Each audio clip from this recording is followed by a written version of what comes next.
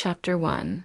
The Harvest Festival. The train to Willowford chugged steadily through the English countryside, its wheels clattering rhythmically against the tracks as the autumn landscape unfolded outside the window.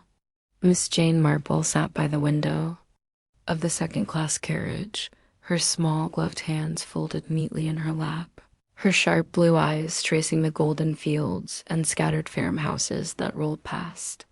The trees were ablaze with color leaves in shades of amber, crimson, and russet fluttered down like confetti, and the air, even through the train's window, carried the crisp, earthy scent of harvest time. Miss Marple adjusted the brim of her modest hat and allowed herself a small smile. She was on her way to visit her old friend, Mrs. Eleanor Price, who had invited her to Willowford for the village's annual harvest festival.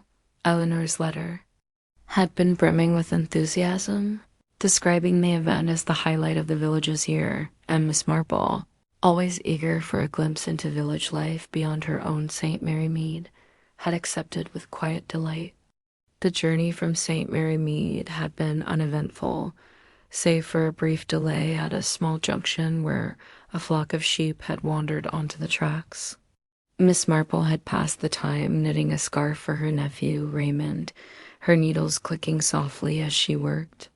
She found knitting a comforting occupation. It kept her hands busy while her mind wandered, and it often proved useful at social gatherings, allowing her to observe without drawing attention to herself. As the train pulled into Willowford Station, she tucked her knitting into her bag and gathered her modest suitcase, stepping down onto the platform with the careful grace of a woman who knew her own limitations but refused to be defined by them. Willowford Station was a quaint affair, little more than a wooden platform with a faded sign swinging gently in the breeze. The paint on the sign was peeling at the edges, but the words Willowford Station were still legible, written in the looping script that spoke of a bygone era. As Miss Marple stepped down, she was greeted by the earthy scent of hay and the faint sound of laughter drifting from the village beyond. The platform was bustling with activity. Children in woolen scarves darted about, clutching baskets of apples, their cheeks flushed with excitement. Farmers in sturdy boots unloaded sacks of grain from a cart, their voices gruff but cheerful as they called out to one another. A group of women in aprons stood near the gate, exchanging gossip as they adjusted their hats, their voices a cheerful hum that blended with the clatter of a nearby cart. A young porter with a freckled face and a bright smile approached Miss Marple, offering to carry her bag, but she declined with a gentle shake of her head. "I'm quite capable, thank you," she said, her voice soft but firm, her eyes crinkling with warmth as she thanked him. Eleanor Price was waiting at the station gate, her round face flushed with excitement beneath a wide-brimmed hat adorned with a sprig of holly. Her coat was a sensible shade of brown, but the hat added a touch of festivity that made Miss Marple smile. "Jane, my dear," Eleanor exclaimed, enveloping Miss Marple in a warm embrace that smelled faintly of lavender. "And baking. You haven't changed a bit. Oh, I'm so glad you're here. The festival's going to be splendid this year. Willow Hall is hosting the grand dinner tonight, and the whole village is in a tizzy."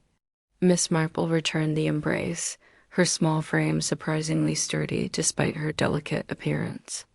"It's wonderful to see you, Eleanor," she said, her voice carrying the warmth of genuine affection.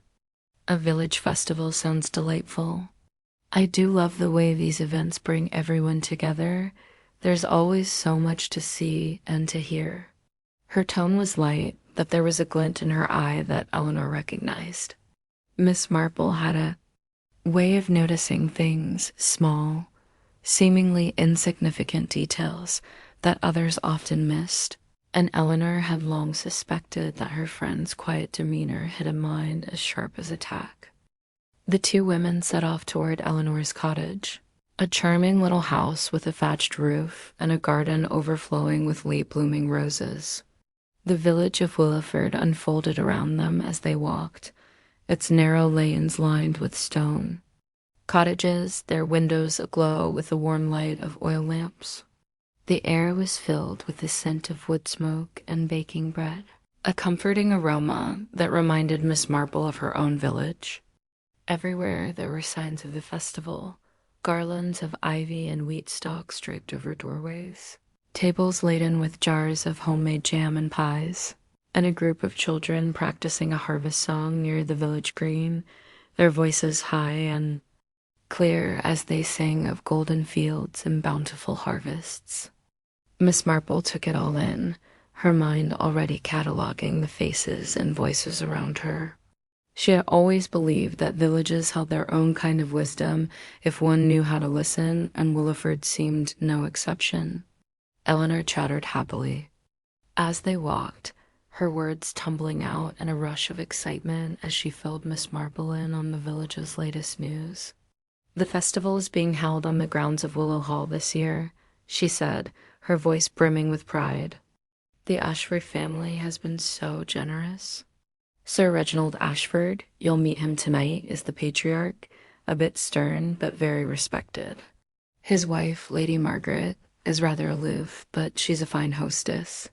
They have 3 children, Victor, the eldest, who's taken over the family's business dealings. Sylvia, their daughter, who's an artist, though a bit nervous, poor dear. And Edward, the youngest, who's a dreamer and a bit of a rebel. Victor's been causing quite a stir lately, I'm afraid." "Oh," Miss Marple's tone was mild, but her interest was piqued. She adjusted her grip on her suitcase, her steps slow but steady as they navigated the uneven cobblestones. "What sort of stir?" Eleanor lowered her voice, glancing around to ensure they weren't overheard, though the lane was empty save for a tabby cat lounging on a windowsill. "Well, he's been at odds with several people," she confided, her eyes wide with the thrill of sharing gossip. "He sacked the groundskeeper, Thomas Reed, last month, something about missing tools, though Thomas swears he's innocent. And there's talk that Victor's been arguing with his business partner, Mr. Harold Grayson, over some failed deal. The villagers are divided about Victor. Some say he's charming, others think he's too full of himself. But you'll see for yourself tonight." Miss Marple nodded thoughtfully, her mind already turning over the names and relationships. She had a knack for remembering such details, filing them away like pieces of a puzzle that might one day fit together. "It sounds like Willow Hall will be an interesting place to visit," she said, her voice betraying none of her curiosity as they reached Eleanor's cottage. The festival grounds were a sight to behold. Willow Hall stood at the edge of the village, a sprawling manor of gray stone with ivy creeping up its walls and tall chimneys silhouetted against the darkening sky. Its lawns had been transformed for the festival, with long tables covered in white cloths, lanterns hanging from the branches of ancient oak trees, and a small stage where a fiddler was tuning his instrument, the notes sharp and lively in the evening air. Villagers milled about, their voices a cheerful hum as they admired displays of pumpkins, shared mugs of cider, and danced to the music, their shadows flickering in the lantern light. Miss Marple and Eleanor joined the crowd, greeting familiar faces and exchanging pleasantries as they made their way toward a table laden with food. As the sun dipped below the horizon, casting a golden glow over the scene, the Ashford family emerged from the hall to welcome their guests. Sir Reginald was a tall, imposing man with a stern face and a mane of white hair, his voice booming as he thanked the village for their hard work. Lady Margaret stood beside him, elegant in a deep green dress, her expression cool and distant, her eyes scanning the crowd with a detached air. Victor, the eldest son, was a handsome man in his late 30s, with sharp features and an air of confidence that bordered on arrogance, his smile wide as he clapped a farmer on the shoulder. Sylvia, the daughter, hovered at the edge of the group, her pale face framed by dark curls, her hands twisting nervously in her lap as she avoided eye contact. Edward, the youngest, lingered at the back, his expression sullen as he tugged at the collar of his ill-fitting suit, his eyes darting toward his brother with a flicker of resentment. Miss Marple watched them closely, noting the subtle tensions in their interactions. Victor's laughter was too loud, his gestures too expansive, as if he were performing for the crowd. Sylvia's eyes darted around, as if searching for something or someone, her fingers trembling as she clutched her shawl. Edward's gaze was fixed on his brother, a shadow of bitterness in his expression, and Lady Margaret's hand rested lightly on Sir Reginald's arm, but there was a stiffness to her posture that suggested unease. Miss Marple's mind, always attuned to such details, began to weave a tapestry of possibilities, her thoughts drifting to the snippets of gossip Eleanor had shared. The evening progressed with a hearty supper of roast chicken, fresh bread, and apple tarts, served under the lantern-lit trees. Miss Marple sat with Eleanor at a table near the hall, enjoying the food and the lively conversation. She listened as the villagers shared stories of the harvest, their voices warm with camaraderie, but beneath the surface she sensed an undercurrent of unease. A farmer's wife whispered about Thomas Reid's anger toward Victor, her voice low as she glanced toward the hall. A young girl mentioned seeing Harold Grayson storm off after a heated exchange with Victor earlier that day, her eyes wide with the thrill of sharing a secret. Miss Marple filed these snippets away, her thoughts drifting to the Ashford family and their strained dynamics as she sipped her cider, the tart sweetness a pleasant contrast to the evening's growing tension. As the meal drew to a close, Sir Reginald announced that the grand dinner would continue inside Willow Hall, in the ballroom. The guests filed into the manor, their voices echoing off the high ceilings as they admired the polished wood floors and the portraits of Ashford ancestors. Lining the walls, their stern faces gazing down with an air of disapproval. Miss Marple lingered in the hallway, her eyes drawn to a heavy oak door at the far end. "That's the library," Eleanor whispered, following her gaze. "Sir Reginald keeps his best books there and his finest brandy." The ballroom was a magnificent space with tall windows overlooking the darkened gardens and a chandelier casting a warm glow over the tables. The guests settled in for speeches and toasts, their laughter filling the room as the fiddler struck up a lively tune. Miss Marple sat near the back, her knitting needles clicking softly as she worked on her scarf, her eyes scanning the room. With quiet intensity, she found knitting a useful occupation at such gatherings.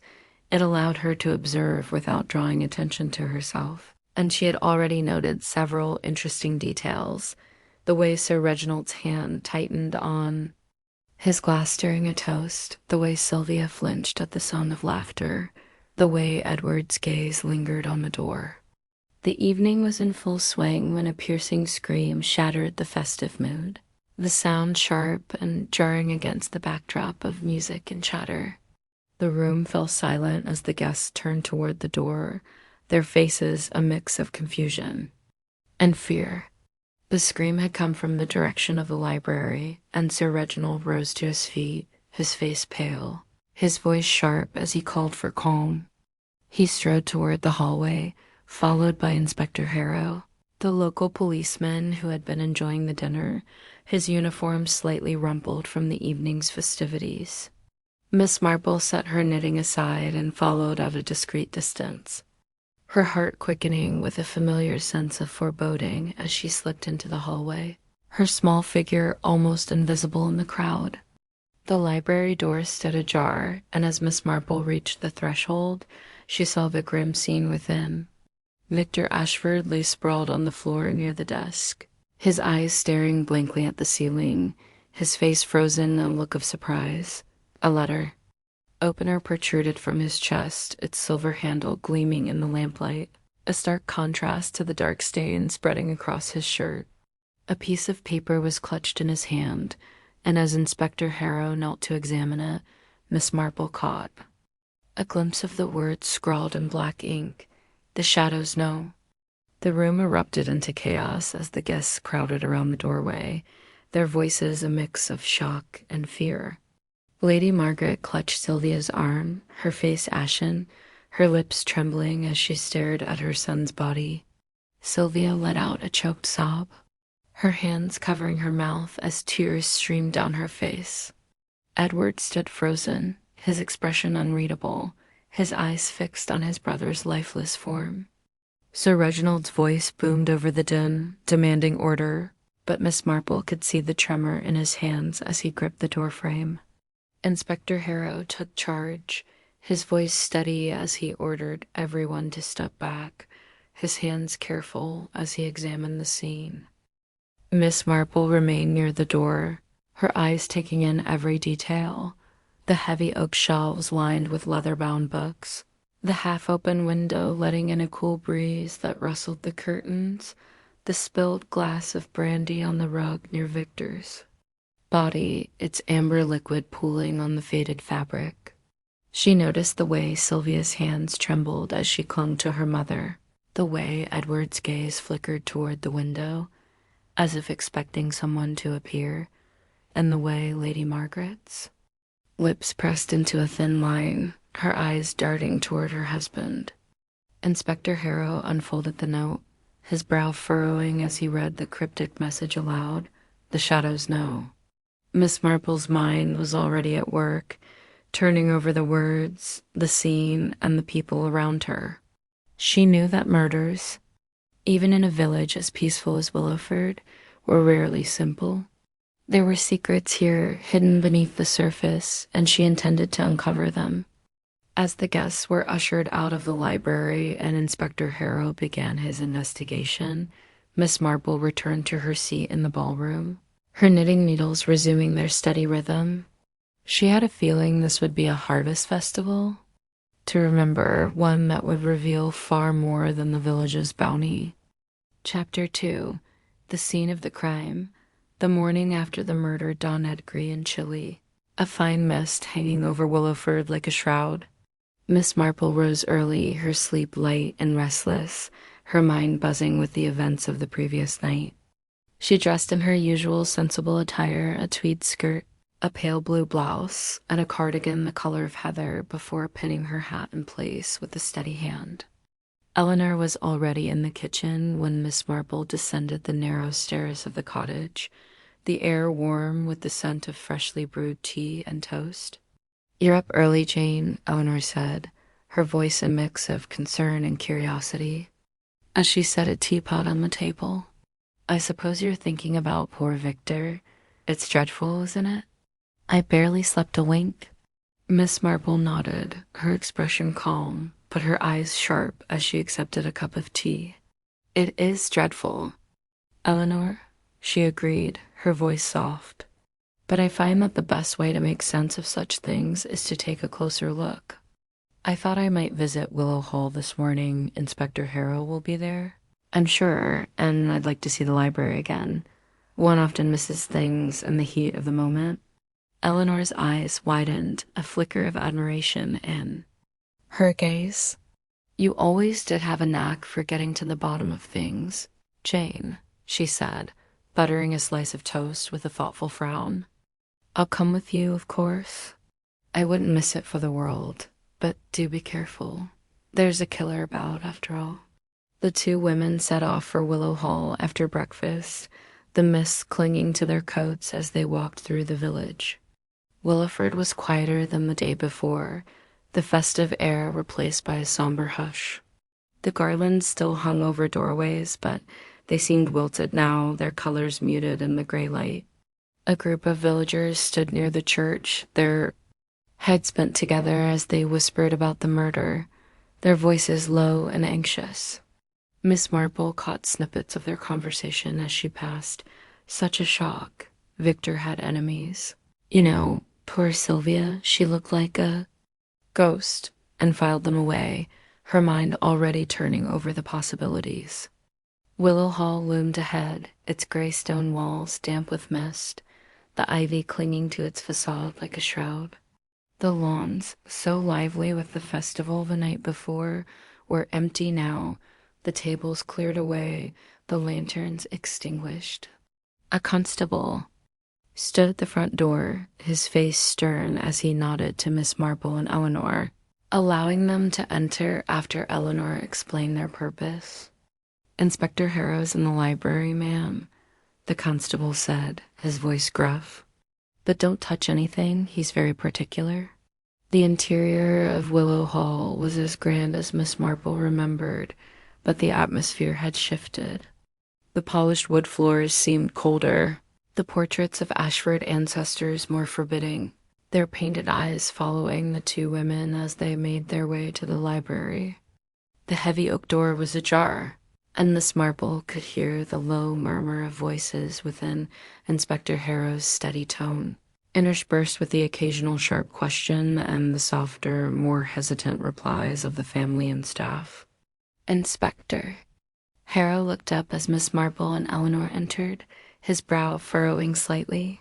He was a tall man in his 40s, with a weathered face and a no-nonsense demeanor, his uniform crisp despite the early hour. "Miss Marple," he said, his tone a mix of respect and weariness. "I heard you were visiting Mrs. Price, I suppose? You're here to offer your observations?" Miss Marple smiled, her expression mild but her eyes keen. "I hope I'm not intruding, Inspector," she said, her voice soft. "I find that a fresh pair of eyes can sometimes be useful in such matters. And I do have some experience with these things, as you may know." Inspector Harrow nodded, a flicker of recognition in his gaze. He had heard of Miss Marple's reputation, her knack for solving mysteries that baffled even the most seasoned detectives, and while he was a man who preferred to rely on evidence, he couldn't deny her. "Insight. Very well," he said, stepping aside. "But please don't touch anything. We're still gathering evidence." Chapter 2. The scene of the crime. The morning after the murder dawned gray and chilly, a fine mist hanging over Willowford like a shroud. Miss Marple rose early, her sleep light and restless, her mind buzzing with the events of the previous night. She dressed in her usual sensible attire, a tweed skirt, a pale blue blouse, and a cardigan the color of heather before pinning her hat in place with a steady hand. Eleanor was already in the kitchen when Miss Marple descended the narrow stairs of the cottage, the air warm with the scent of freshly brewed tea and toast. "You're up early, Jane," Eleanor said, her voice a mix of concern and curiosity, as she set a teapot on the table. "I suppose you're thinking about poor Victor. It's dreadful, isn't it?" "I barely slept a wink." Miss Marple nodded, her expression calm, but her eyes sharp as she accepted a cup of tea. "It is dreadful, Eleanor," she agreed, her voice soft. "But I find that the best way to make sense of such things is to take a closer look. I thought I might visit Willow Hall this morning. Inspector Harrow will be there, I'm sure, and I'd like to see the library again. One often misses things in the heat of the moment." Eleanor's eyes widened, a flicker of admiration in her gaze. "You always did have a knack for getting to the bottom of things, Jane," she said, buttering a slice of toast with a thoughtful frown. "I'll come with you, of course. I wouldn't miss it for the world, but do be careful. There's a killer about, after all." The two women set off for Willow Hall after breakfast, the mist clinging to their coats as they walked through the village. Willowford was quieter than the day before, the festive air replaced by a somber hush.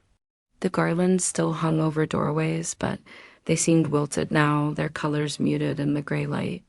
A group of villagers stood near the church, their heads bent together as they whispered about the murder, their voices low and anxious.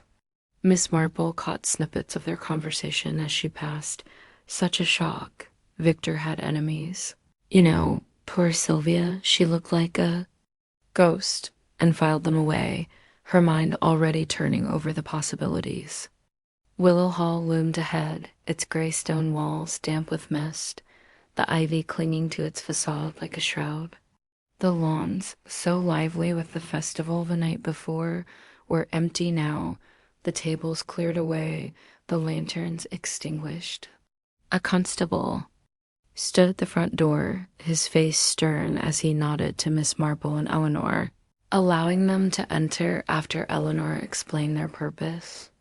"Inspector Harrow's in the library, ma'am," the constable said, his voice gruff.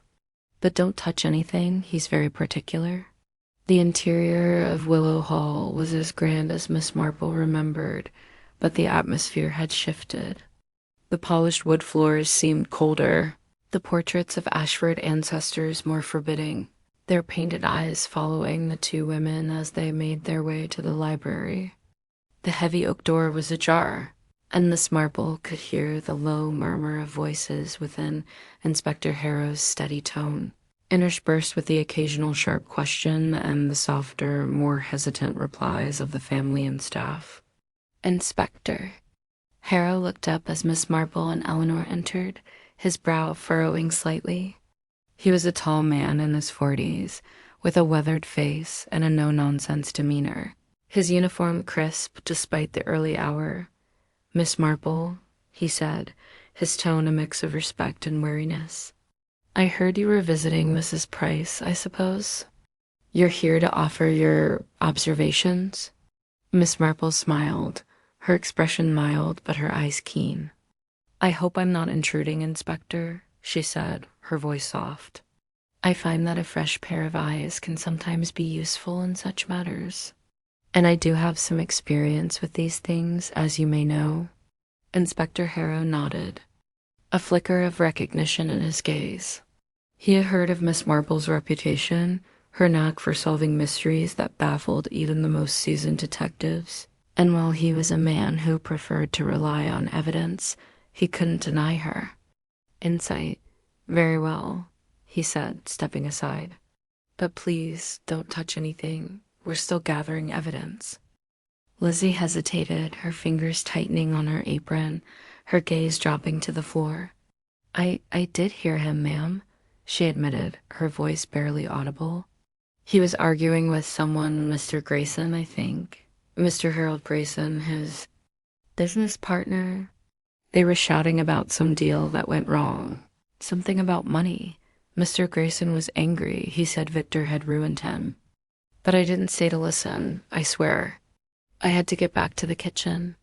Miss Marple nodded, her expression thoughtful as she thanked Lizzie and stepped back, allowing the girl to scurry away. She returned to Eleanor's side, her eyes scanning the room once more as Inspector Harrow continued his questioning. The library was a beautiful space, but there was a heaviness to it now, a sense of secrets lurking in the shadows of the shelves. Miss Marple noted the way the light fell through the window, casting long shadows across the floor, and her thoughts lingered on the note found in Victor's hand. The shadows know. She and Eleanor retreated to the drawing room where a fire crackled in the hearth, its warmth a welcome contrast to the chill of the library. Eleanor poured them each a cup of tea from a tray left by the staff, her hands trembling slightly as she handed Miss Marple a cup. "What do you make of it, Jane?" she asked, her voice low. "It's awful, isn't it? Poor Victor. And that note, what does it mean?" Miss Marple sipped her tea, her eyes distant as she considered the question. "It's certainly a puzzle, Eleanor," she said, her voice calm. "But I've found that puzzles, even the darkest ones, have a way of revealing their pieces if you look closely enough. The note is interesting, the shadows know. It could mean many things, of course. Perhaps someone knew Victor's secrets, or perhaps it's meant to mislead us. And then there's the brandy glass, it doesn't look great, does it? The way it's spilled, I mean. It's almost as if it was placed there, not dropped." Eleanor's eyes widened, a flicker of awe in her gaze. "You see things I'd never noticed, Jane," she said, shaking her head. "But you're right, it doesn't make sense, does it? And what about Lizzie's story? Mr. Grayson arguing with Victor, that sounds serious." "Yes," Miss Marple agreed, her knitting needles resuming their steady rhythm as she worked on her scarf. "It does, but arguments don't always lead to murder, Eleanor. We must look deeper into the family, the village, the past. I have a feeling there's more to this than a simple quarrel. These Shfords, they're hiding something, I think, and I intend to find out what it is. She gazed into the fire, her mind turning over the details of the scene, the people, the tensions she had observed. Victor's death was a tragedy, but it was also a mystery, and Miss Marple had always been drawn to mysteries. She knew that the truth, like the shadows in the note, was waiting to be uncovered, and she was determined to find it, one careful step at a time. Chapter 3. Whispers in the Village, the morning after Miss Marple's visit to the library at Willow Hall. The village of Willowford lay under a blanket of mist, the air damp and cool as the sun struggled to break through thicker clouds. Miss Marple stood at the window of Eleanor Price's cottage, her small hands adjusting the lace curtains as she gazed out at the cobblestone lane.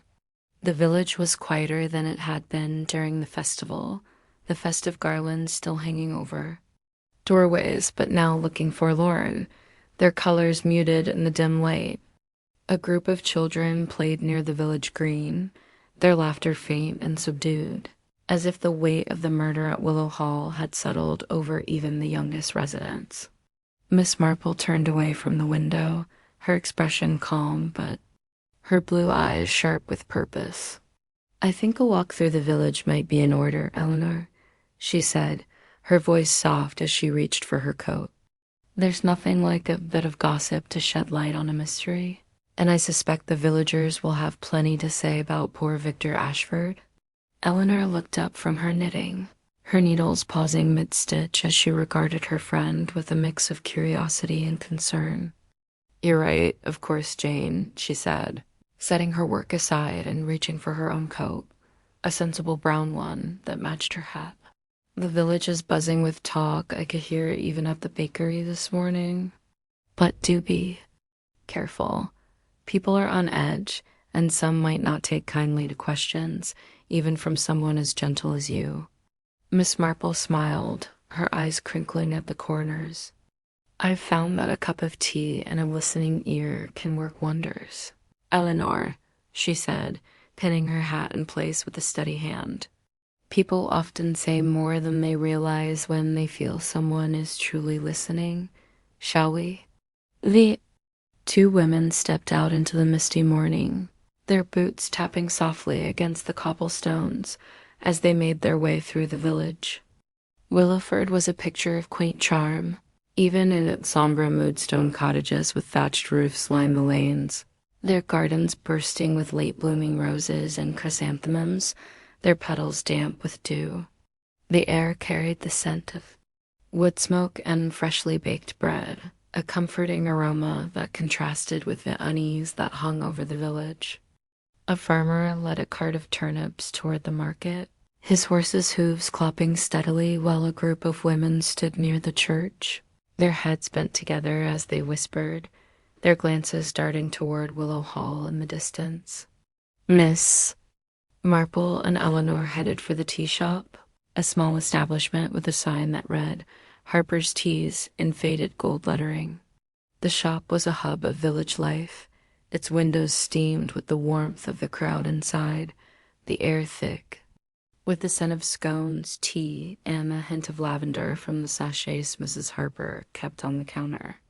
The bell above the door jingled as they entered, and the chatter inside dipped momentarily as the villagers turned to see who had arrived. Miss Marple offered a polite smile, her demeanor unassuming as she followed Eleanor to a small table near the window, its surface covered with a lace cloth and a vase of dried wheat stalks. Mrs. Harper, the postmistress who also ran the tea shop, bustled over with a tray, her round face flushed from the heat of the kitchen. She was a stout woman in her 50s, with graying hair pulled back in a bun and a pair of spectacles perched on her nose, her apron dusted with flour. "Good morning, Mrs. Price, Miss Marple," she said, setting down a pot of tea and a plate of scones, their golden surfaces studded with currants. "A dreadful business at Willow Hall, isn't it? Poor Victor Ashford, I can hardly believe it. The whole village is talking about it." Indeed, it's a terrible shock, Miss Marple said, her voice gentle as she poured tea for herself and Eleanor, the steam rising in delicate curls. I only met Mr. Ashford briefly last night, but he seemed a man with a great deal on his mind. I suppose the villagers must have known him well.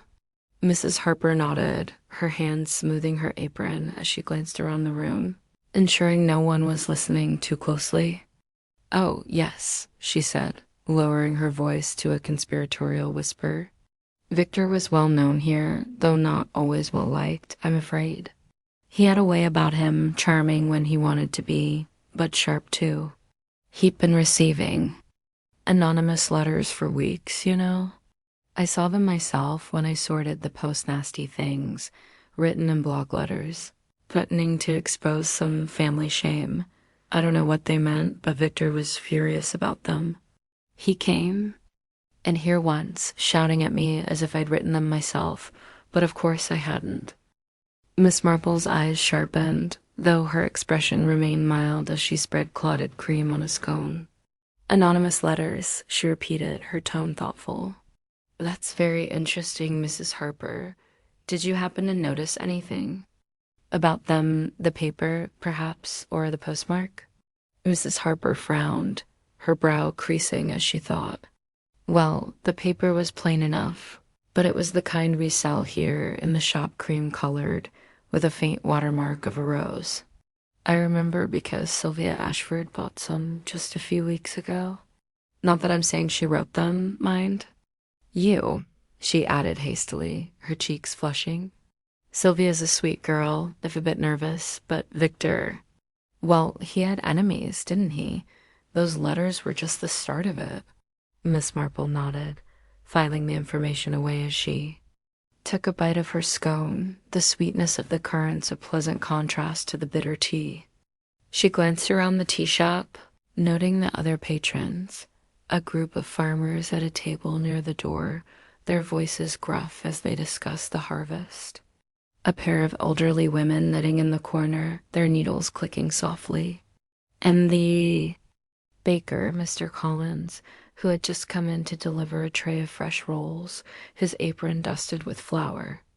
Miss Marple caught his eye and offered a polite smile, gesturing for him to join them. Mr. Collins, a wiry man with a shock of red hair and a perpetually harried expression, approached the table, wiping his hands on his apron. "Morning, Mrs. Price, Miss Marple," he said, his voice brisk. "I suppose you're here about the murder?" "Everyone's talking about it. I can't get a moment's peace in the bakery without someone asking what I know. We're trying to make sense of it all," Miss Marple said, her tone gentle. "You must see a great deal in the bakery, Mr. Collins. I understand Victor Ashford had been at odds with several people, his business partner, Mr. Grayson, and the groundskeeper, Mr. Reed. Did you ever hear anything about his troubles?" Mr. Collins nodded, his expression darkening as he leaned against the table, his voice low. "I did, as it happens.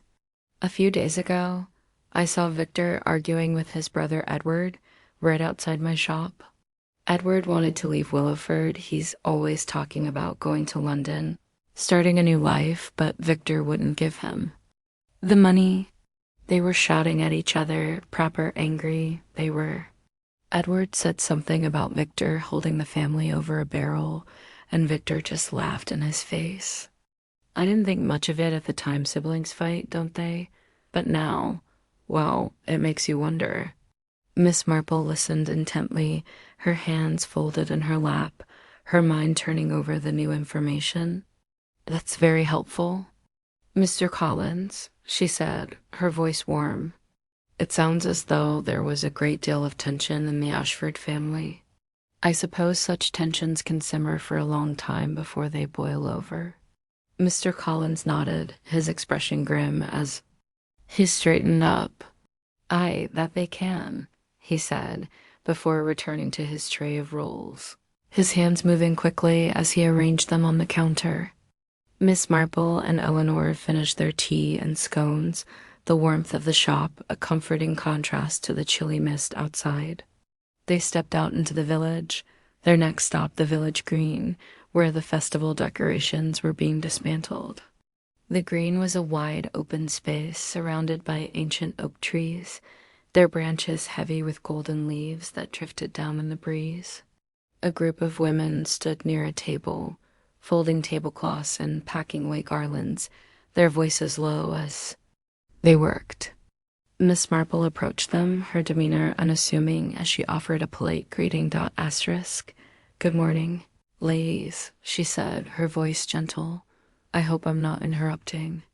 I was at the festival last night. What a lovely event it was until the tragedy. I understand the groundskeeper, Mr. Reed, was dismissed by Mr. Ashford recently. That must have caused some upset." The women exchanged glances, their hands pausing mid-fold as they considered her question. One of them, a stout woman with gray hair and a stern expression, spoke up, her voice sharp. "Thomas Reed was treated unfairly, if you ask me." She sighed, her hands gripping the tablecloth tightly. "Victor sacked him over some missing tools, but everyone knows Thomas wouldn't steal. He's worked at Willow Hall for years. His mother, Eliza, was a maid there before him. Victor didn't care, though. He just wanted someone to blame. Thomas was furious. I saw him near the hall last night, lurking by the gates. I wouldn't be surprised if he had something to do with it." Another woman, younger and softer spoken, shook her head. "Don't be so quick to judge, Martha," she said, her voice gentle. "Thomas is a good man, even if he's angry, but Victor, he had a way of making enemies. I heard he'd been arguing with his business partner, too.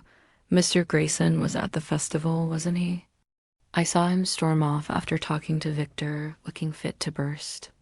Miss Marple nodded, her expression thoughtful as she listened, her mind cataloging the details. "Thank you, ladies," she said, her voice warm.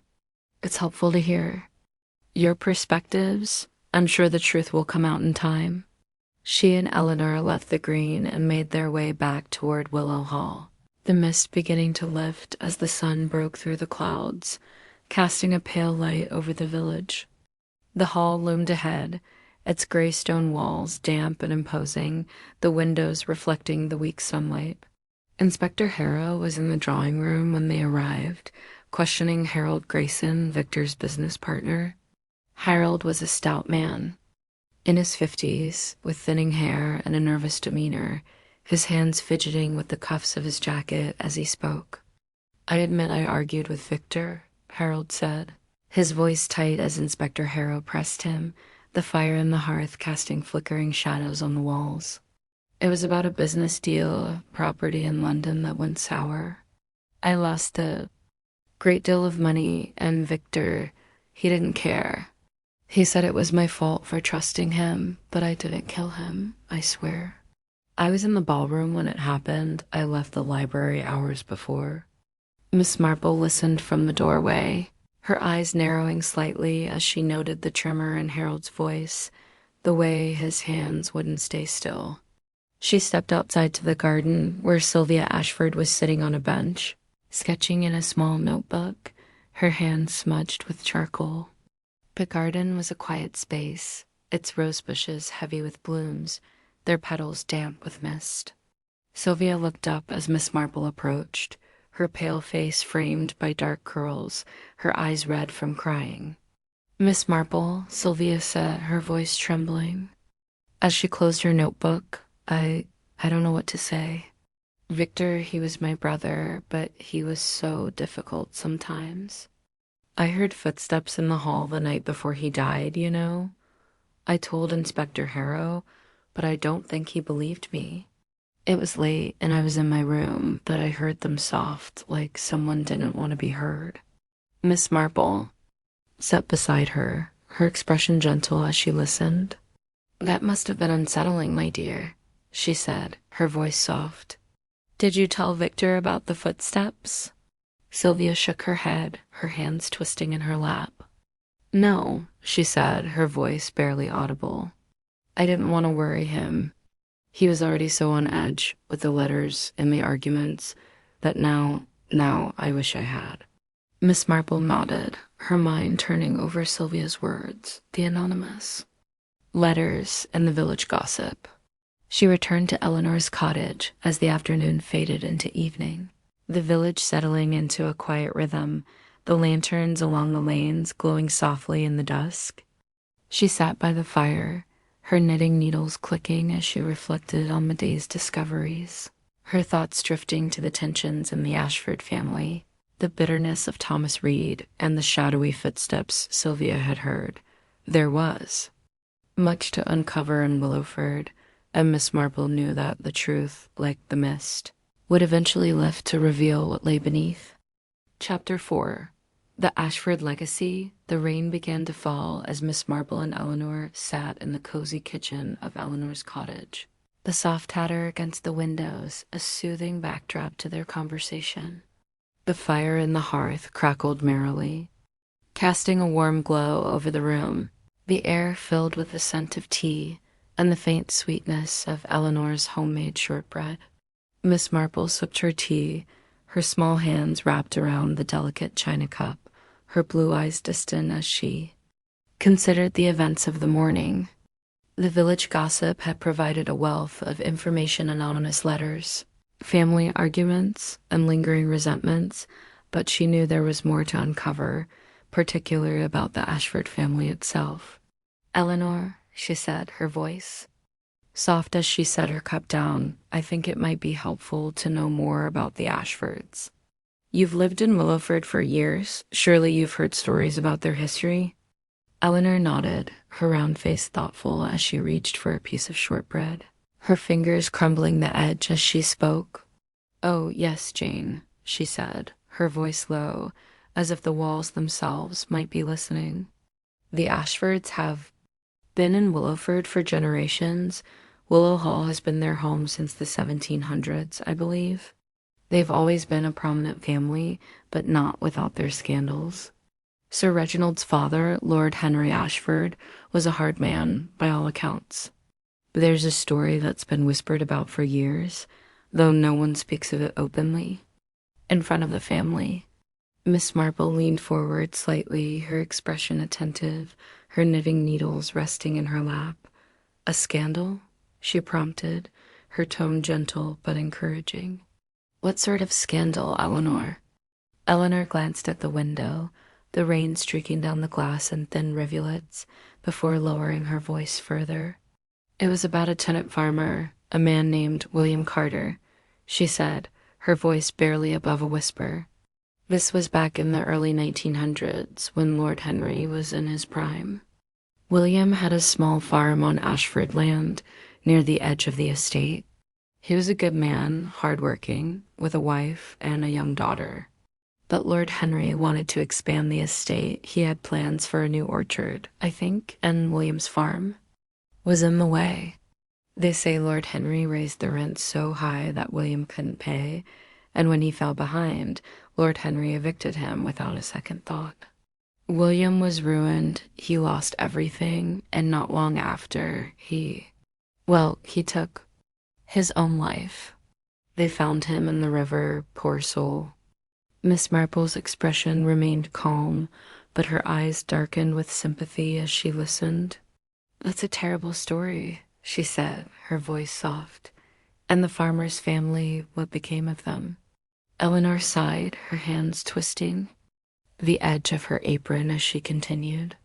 "William's wife, Mary, died not long after of a broken heart, some say. Their daughter, Eliza, was left an orphan. She was taken in by a family in the village, and she grew up here. Eliza worked as a maid at Willow Hall for a time, but she never forgave the Ashfords for what they did to her father. She married a man named John Reed, and they had a son, Thomas Reed, the groundskeeper Victor sacked just last month. Thomas grew up hearing his mother's stories about the Ashfords, and I think he inherited her resentment. It's no wonder he was so angry. When Victor dismissed him," Miss Marple nodded, her mind turning over the details of the story, her thoughts drifting to the tensions she had observed at Willow Hall.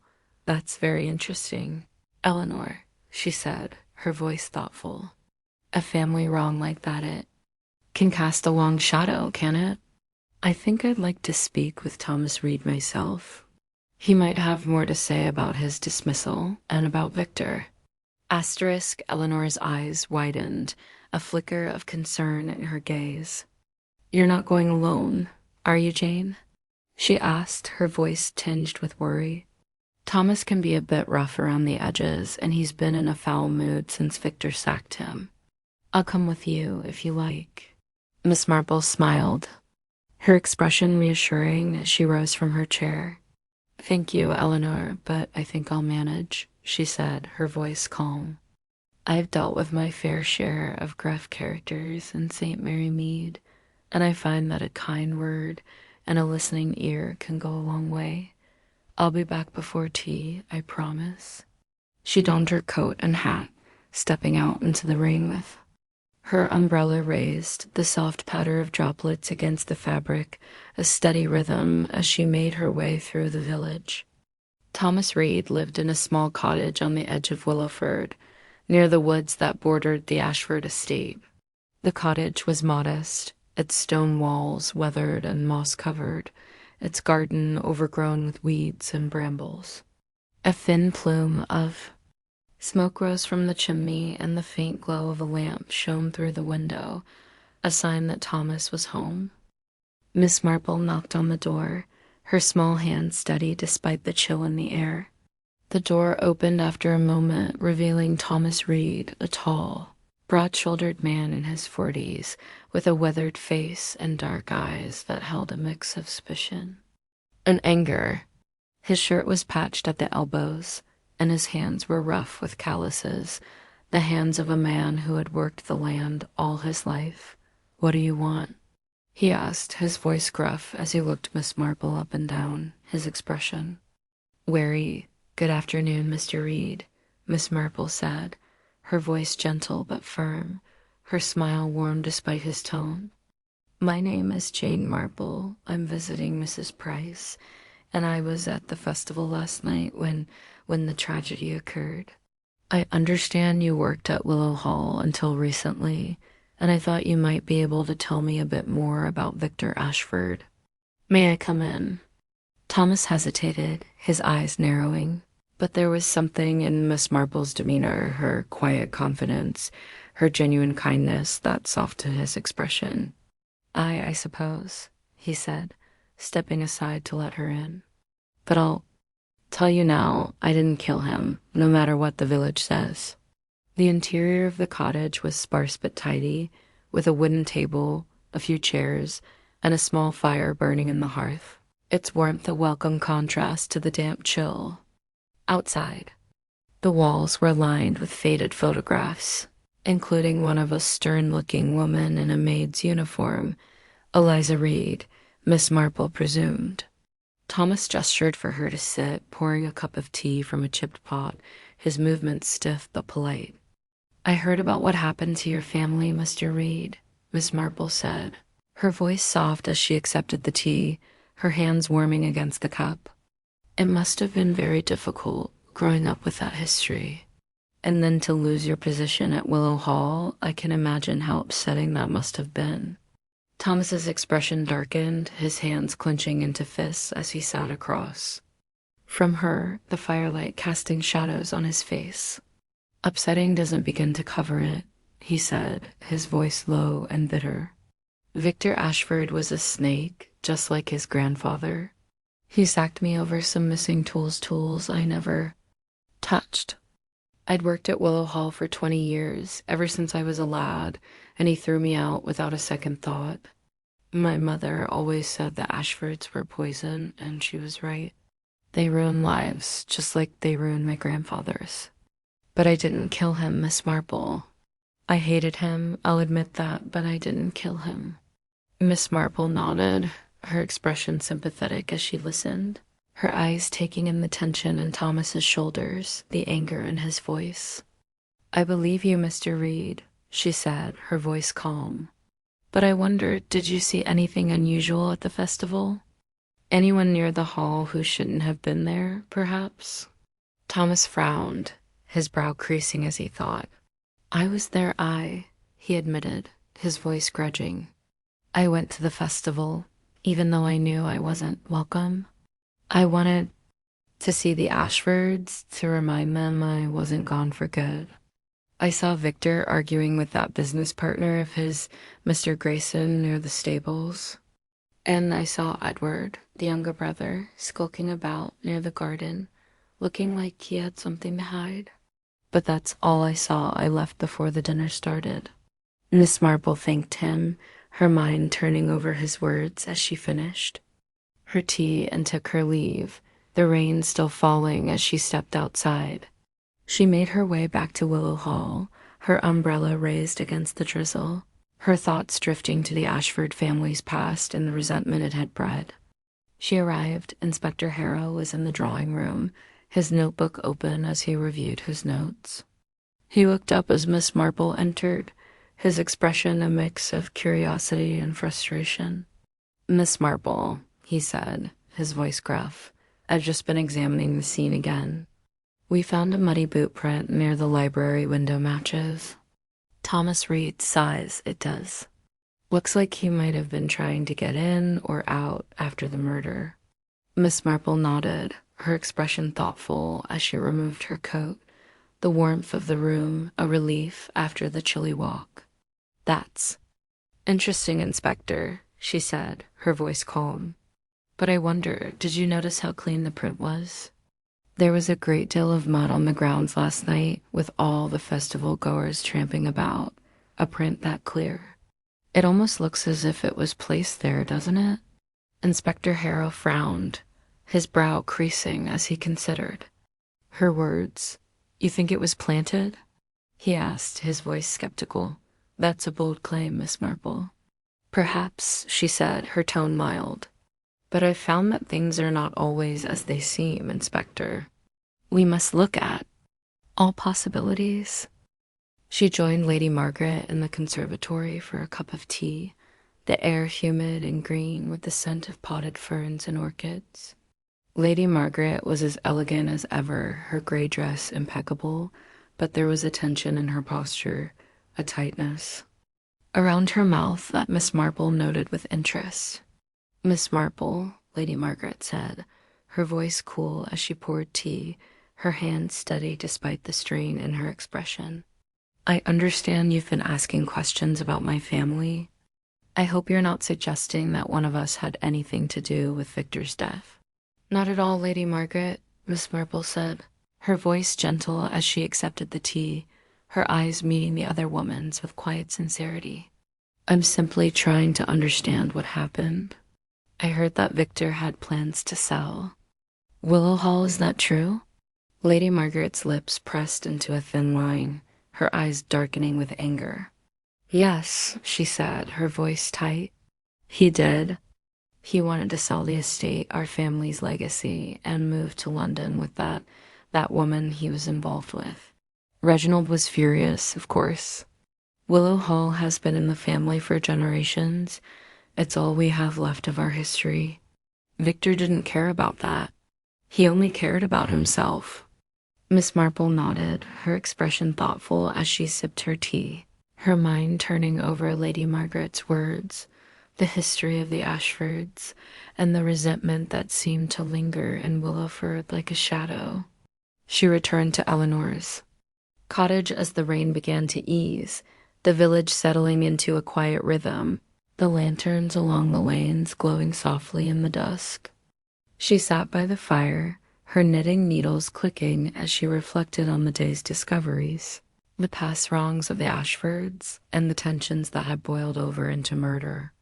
There was much to uncover, and Miss Marple knew that the truth, like the rain, would eventually clear to reveal what lay beneath. Chapter 5. The Anonymous Letters. The morning sun filtered through the tall windows of Willow Hall, casting a golden glow over the polished wood floors and the portraits of Ashford ancestors that lined the walls. Miss Marple stood in Victor Ashford's study, a small room off the main hall, its walls lined with shelves of ledgers and files, the air heavy with the scent of ink and leather. Inspector Harrow had invited her to join him as he examined Victor's belongings, a concession to her reputation for noticing details that others often overlooked. The inspector stood at the desk, his weathered hands carefully sorting through a stack of papers, his brow furrowed in concentration. "We found these in a locked drawer," he said, his voice gruff as he held up a small bundle of letters tied with a piece of twine. Anonymous, every one of them. "I thought you might want to take a look. Miss Marple, Mrs. Harper mentioned you've been asking about them." Miss Marple nodded, her expression calm, but her blue eyes sharp with interest as she accepted the bundle, her small hands steady despite the weight of the mystery they held. "Thank you, Inspector," she said, her voice soft as she untied the twine, the paper rustling faintly as she unfolded the first letter. The handwriting was blocky and uneven, the ink black and smudged in places as if written in haste or anger. The message was brief but chilling. "The Ashfords stole lives. You'll pay for your sins." The other letters were similar, each one accusing the family of a family shame and demanding justice, the tone growing increasingly threatening with each note. Miss Marple examined the paper itself, noting its cream color and the faint watermark of a rose in the corner, a detail that matched Mrs. Harper's description from the tea shop. "This is the same stationery Mrs. Harper sells at her shop," Miss Marple said, her voice thoughtful as she held the paper up to the light, the watermark catching the sun's rays. "She mentioned that Sylvia Ashford bought some recently. It's not conclusive, of course. Anyone in the village could have purchased it, but it's a place to start, don't you think?" Inspector Harrow nodded, his expression skeptical but willing to consider her point. "It's a lead," he admitted, his hands resting on the desk as he watched her. "But Sylvia doesn't strike me as the type to write threatening letters. She's a nervous girl, always sketching and keeping to herself. Still, I'll have a word with her. In the meantime, I've got my men searching the grounds for any other evidence. That boot print we found near the library window, it's looking more suspicious by the minute." Miss Marple set the letters down, her mind turning over the possibilities as she glanced around the study. The room was tidy but impersonal, with a few personal touches, a photograph of Victor with his siblings, a silver cigarette case engraved with his initials, a ledger filled with his sharp, decisive handwriting. She noted a faint ink stain on the desk, as if someone had been writing in a hurry, and a small drawer that was slightly ajar, revealing a few more sheets of the same cream-colored paper. "I think I'll pay another visit to Mrs. Harper," she said, her voice calm. "She might remember more about who else bought this paper. And then I'd like to speak with Sylvia myself, if you don't mind, Inspector." Inspector Harrow grunted, his expression a mix of amusement and resignation. "You're a persistent one, Miss Marple," he said, his voice gruff but not unkind. "Go on then. But don't go stirring up trouble. I've got enough on my hands as it is." Miss Marple left Willow Hall and made her way back to the village, the sun now fully risen, its warmth cutting through the morning chill. The cobblestone lanes of Willowford were busier than the day before, with villagers going about their daily tasks, farmers heading to the market with carts of vegetables, women hanging laundry on lines strung between cottages, children playing near the village green, their laughter a bright counterpoint to the somber mood that lingered after Victor's death. Miss Marple walked with her usual steady pace, her umbrella tucked under her arm, her eyes taking in the familiar sights and sounds of village life as she headed for Harper's Teas. The tea shop was quieter than it had been the previous day, with only a few patrons scattered at the tables, their voices a low hum as they sipped their tea and nibbled on scones. Mrs. Harper was behind the counter, sorting a stack of letters for the post, her spectacles slipping down her nose as she worked. She looked up as Miss Marple entered, the bell above the door jingling softly, and offered a warm smile. "Miss Marple," she said, her voice cheerful despite the strain in her expression. Back again, are you? I suppose you're still asking about poor Victor. Would you like a cup of tea? That would be lovely, thank you, Miss Marple said, her voice gentle as she took a seat at the counter, her hands folded in her lap. I've just come from Willow Hall. Inspector Harrow found the anonymous letters you mentioned, the ones Victor had been receiving. You said Sylvia Ashford bought some of the same paper recently. Can you recall if anyone else might have purchased it? It could be important, you see. Mrs. Harper frowned, her hands pausing mid-sort as she thought, her brow creasing in concentration.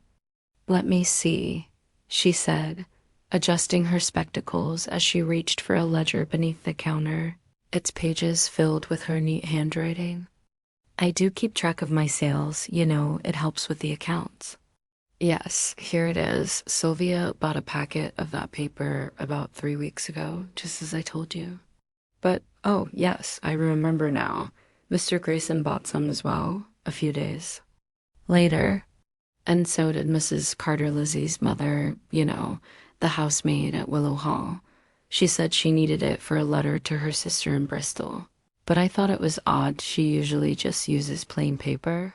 Miss Marple nodded, her expression thoughtful as she accepted the cup of tea Mrs. Harper offered, the steam rising in delicate curls. That's very helpful, Mrs. Harper, she said, her voice warm. It seems that paper is more popular than one might think. I suppose anyone could have used it, but it does narrow things down a bit, doesn't it? She finished her tea and made her way to the garden at Willow Hall, where she found Sylvia Ashford sitting on a bench, sketching in her notebook, her hands smudged with charcoal. The garden was a quiet oasis, its rose bushes heavy with blooms, their petals damp with the morning dew, the air filled with the scent of earth and flowers. Sylvia looked up as Miss Marple approached, her pale face framed by dark curls, her eyes red from crying, her expression a mix of fear and exhaustion. Miss Marple, Sylvia said, her voice trembling as she closed her notebook, the pages filled with sketches of shadowy figures and twisted trees. I don't know what to say. Everything is so awful, Victor, the letters, all of it. Inspector Harrow asked me about the paper I bought, but I didn't write those letters, I swear. I bought the paper for my sketches. I sometimes write notes on the back, but that's all. Miss Marple sat beside her, her expression gentle as she listened, her hands folded in her lap. I believe you, my dear, she said, her voice soft. But I wonder, did Victor ever mention the letters to you? He must have been upset receiving such threats. Sylvia nodded, her hands twisting in her lap, her fingers smudged with charcoal as she spoke. He did, she said, her voice barely audible. He was furious. He thought someone in the village was trying to blackmail him, but he didn't know who. He showed me one of the letters once. It said something about the family stealing lives, about justice being served. I told him to go to the police, but he wouldn't. He said he'd handle it himself, that he didn't trust anyone, and now he's gone. Miss Marple nodded, her mind turning over Sylvia's words, the letters, and the growing list of suspects. She returned to Willow Hall and found Edward Ashford in the conservatory, where he was sipping tea, the air humid and green with the scent of potted ferns and orchids. Edward was a handsome young man, with the same sharp features as Victor, but there was a softness to his expression, a hint of vulnerability that Miss Marple noted with interest. She joined him at the small table, her demeanor unassuming as she accepted a cup of tea, the steam rising in delicate curls. Edward, she said, her voice gentle as she stirred her tea, the spoon clinking softly against the china. I understand. Victor was involved with someone in London, a woman named Clara Bennett. Did you know her? Edward's expression darkened, his hands tightening around his cup as he nodded, his voice low. Yes, he said, his tone bitter. Clara Bennett, she's a singer, performs in some of the clubs in London. Victor met her last year, and he was smitten. He wanted to marry her. Can you believe it? He told me about it a few weeks ago. Said he was going to bring her to Willowford, make her part of the family. Mother and father were furious. They said she wasn't good enough, that she'd ruin the family's reputation. Victor didn't care. He was going to sell the hall, use the money to start a new life with her. I think that's why he was so on edge lately. The letters, the arguments, all of it. Miss Marple listened, her expression thoughtful as she sipped her tea, her mind turning over Edward's words, the family's disapproval, and the growing web of motives. She left the conservatory and spoke with the butler, Mr. Finch, who was polishing silver in the dining room, his hands steady as he worked, the air filled with the faint scent of polish. "Mr. Finch," she said, her voice gentle, "I understand you were near the library before the murder last night. Did you see anything unusual?" Mr. Finch hesitated, his hands pausing mid-polish, his expression uneasy as he spoke. I did, ma'am," he said, his voice low. "I saw Lady Margaret near the library just before the scream. She was holding a glass of brandy, her hands were shaking, and her face was pale, like she'd seen a ghost. I didn't think much of it at the time. She often takes a glass of brandy in the evening, but now... Well, it seems strange, doesn't it?" Miss Marple nodded, her mind turning over the new information, the letters, and the family's secrets. She returned to Eleanor's cottage as the afternoon faded into evening, the village settling into a quiet rhythm, the lanterns along the lanes glowing softly in the dusk. She sat by the fire, her knitting needles clicking as she reflected on the day's discoveries, the anonymous letters, and the shadows they mentioned. The mystery was deepening, and Miss Marple knew that the truth, like the letters themselves, was waiting to be uncovered, one careful step at a time. Chapter 6. A Shadow in the Garden. The morning air was crisp and fragrant as Miss Marple stepped into the garden at Willow Hall, her boots crunching softly against the gravel path that wound through the rose bushes. The sun had risen fully now, its golden light filtering through the branches of ancient oak trees, casting dappled shadows on the ground. The garden was a quiet oasis, its roses heavy with blooms, their petals damp with dew, the air filled with the scent of earth and flowers. Miss Marple had come to investigate Sylvia's claim of hearing footsteps in the hall the night before Victor's death, but she wanted to see the garden for herself, to understand the layout of the grounds and the shadows that might have hidden a killer. She walked slowly, her eyes scanning the ground, the bushes, the trees, her mind attuned to the smallest details. The garden was bordered by a low stone wall on one side, with a gate leading to the main lawn where the festival had been held, and a path that wound around the hall to the stables on the other. The library window, where the muddy boot print had been found, was visible from the garden, its glass reflecting the morning light. Miss Marple paused near a cluster of rose bushes, their thorns sharp and glistening with dew, and noticed a small piece of fabric caught on one of the branches, a scrap of green wool, the same shade as the scarf Edward Ashford had been wearing at the festival. She carefully disentangled the fabric, her small hands steady as she examined it, her mind turning over the implications. The fabric was torn, as if it had been caught in a hurry, and there were a few strands of grass clinging to it, suggesting it had been there since the night of the festival. Miss Marple tucked the scrap into her pocket, her expression thoughtful as she continued her walk, her eyes scanning the ground for any other signs of disturbance. There were no footprints in the soft earth, no broken branches, but the garden felt heavy with secrets, as if the roses themselves were whispering what they had seen. She returned to the hall and found Edward Ashford in the drawing room, where he was sitting by the fire, a book open in his lap but unread, his expression distant. The room was warm and elegant, with heavy velvet curtains and a large portrait of Lord Henry Ashford looming over the mantel, his painted eyes stern and unyielding. Edward looked up as Miss Marple entered, his handsome face pale, his dark hair slightly disheveled. A flicker of unease in his eyes as he saw her. "Good morning." "Edward," Miss Marple said, her voice gentle as she took a seat across from him, her hands folded in her lap. "I've just been in the garden. It's a lovely spot, isn't it? I found something there that I thought you might recognize."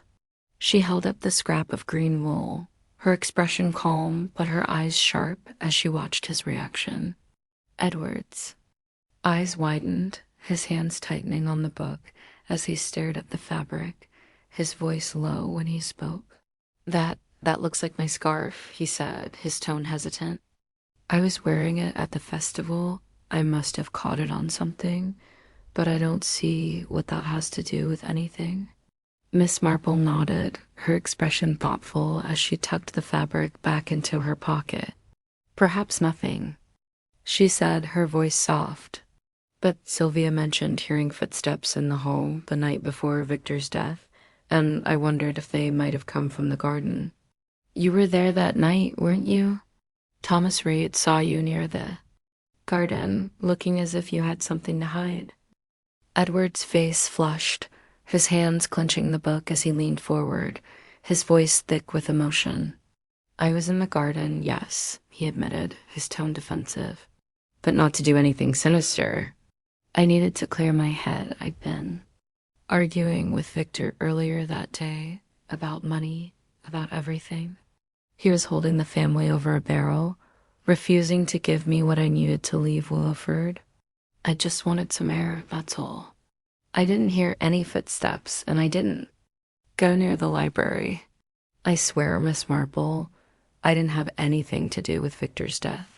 Miss Marple listened, her expression sympathetic but her mind sharp as she noted the tension in his voice, the way his hands wouldn't stay still. "I understand, Edward," she said, her voice gentle. "Arguments between siblings can be difficult, can't they? But I'm sure the truth will come out in time." She left the drawing room and joined Inspector Harrow in the library, where he was reviewing his notes, his brow furrowed in concentration. The library was as she remembered it, with its tall oak shelves and faded rug, the chalk outline of Victor's body still visible on the floor. Inspector Harrow looked up as she entered, his expression a mix of frustration and determination. "Miss Marple," he said, his voice gruff.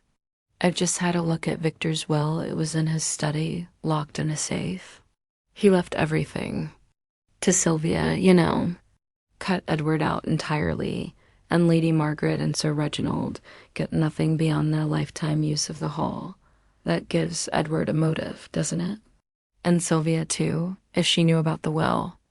Miss Marple nodded, her expression thoughtful as she considered the new information, her mind turning over the family dynamics, the will, and the scrap of fabric.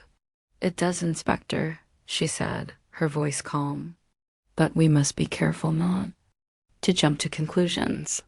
A will can be a powerful motive, but there are other threads to this mystery, aren't there?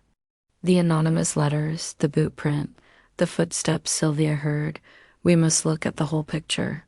She left the library and spoke with Lizzie Carter, the housemaid, who was in the kitchen, her hands busy scrubbing a pot, the air warm with the scent of baking bread and the faint tang of soap.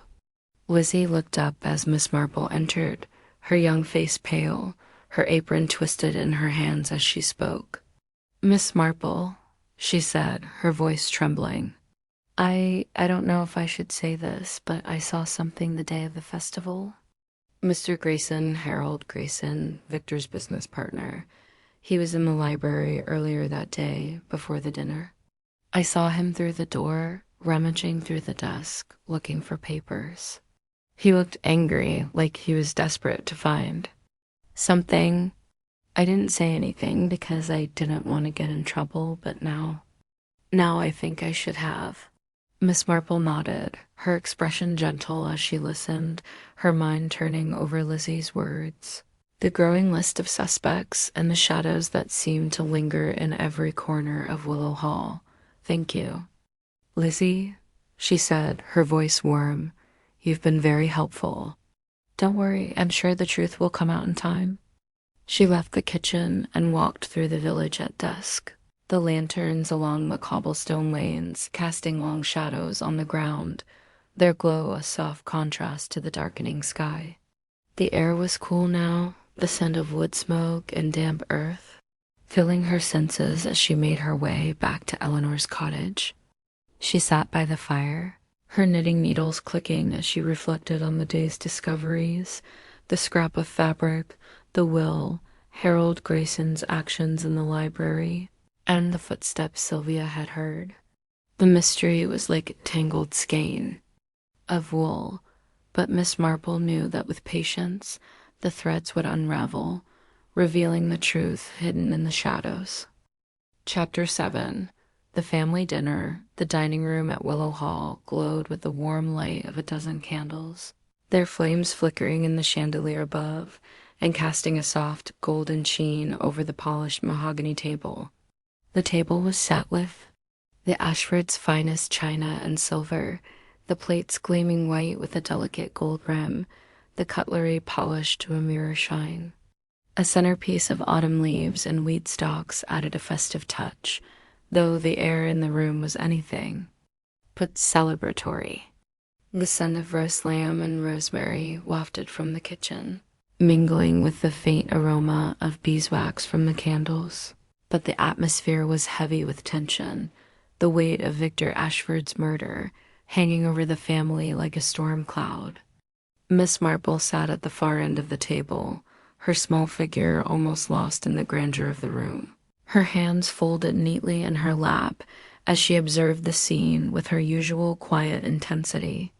Sir Reginald Ashford sat at the head of the table, his stern face flushed with a mix of anger and grief, his white hair slightly disheveled as he gripped his wine-glass with a trembling hand. Lady Margaret, elegant in a deep grey dress, sat beside him, her posture rigid, her blonde hair pulled back in a tight chignon that emphasized the sharpness of her features. Sylvia, Victor's sister, was pale and nervous, her dark curls framing a face that bore the marks of sleepless nights, her hands fidgeting with the napkin in her lap. Edward, the youngest, sat across from her, his expression sullen, his sharp features softened by a hint of vulnerability as he stared at his plate, avoiding the eyes of his family. Inspector Harrow had been invited to join the dinner at Sir Reginald's. Insistence, a gesture meant to show cooperation with the investigation, though the inspector's presence only added to the tension. He sat near Miss Marple, his uniform slightly rumpled, his weathered face set in a grim expression as he watched the family with a keen eye. The meal began in uneasy silence, the clink of silverware against china that only sound as the family picked at their food, the roast lamb growing cold on their plates. Sir Reginald broke the silence with a sharp clearing of his throat, his voice booming in the quiet room as he raised his glass in a toast that felt more like a challenge than a celebration. To the Ashford legacy, he said, his tone harsh, his eyes glinting with a mix of pride and bitterness. A legacy my son sought to destroy selling Willow Hall, abandoning everything we've built over generations. I won't let his foolishness ruin us, even in death. We'll carry on as we always have. Lady Margaret's lips pressed into a thin line, her hand tightening around her fork as she glanced at her husband, her voice low and icy when she spoke. Reginald, must we discuss this now? She said, her tone sharp. Victor is barely cold, and we have guests. Let's not air our grievances in front of Inspector Harrow and Miss Marple. Miss Marple, who had been quietly observing the family, offered a small smile, her blue eyes sharp despite her gentle demeanor. Please, don't mind me, she said, her voice soft but clear, carrying across the table. I find family dynamics fascinating, especially in times of grief. It's natural for tensions to rise, isn't it? I understand there were disagreements about Victor's plans for the hall, and those anonymous letters he received, they must have added to the strain. I imagine. Sylvia's head snapped up at the mention of the letters, her hands trembling so violently that she dropped her glass, the crystal shattering against the table with a sharp crack that echoed in the room. The red wine spilled across the white tablecloth, staining it like blood, and Sylvia let out a choked sob, her hands covering her mouth as she stared at the shards, her eyes wide with fear. I didn't mean to, she stammered, her voice trembling as she looked around the table, her gaze darting from her parents to Miss Marple. I wrote them, the letters. I did it. I couldn't stand it anymore. The secrets, the lies. Victor needed to know. He needed to confront Father about what Grandfather did. The room fell silent, the family staring at Sylvia in stunned disbelief, the candlelight casting harsh shadows on their faces. Sir Reginald's face darkened, his hand slamming down on the table with a force that made the silverware rattle.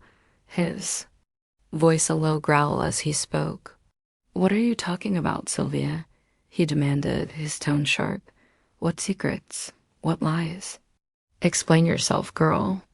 Sylvia's eyes filled with tears, her hands twisting in her lap as she spoke, her voice barely above a whisper, the words tumbling out in a rush of emotion. "I heard you talking years ago, Father," she said, her voice trembling.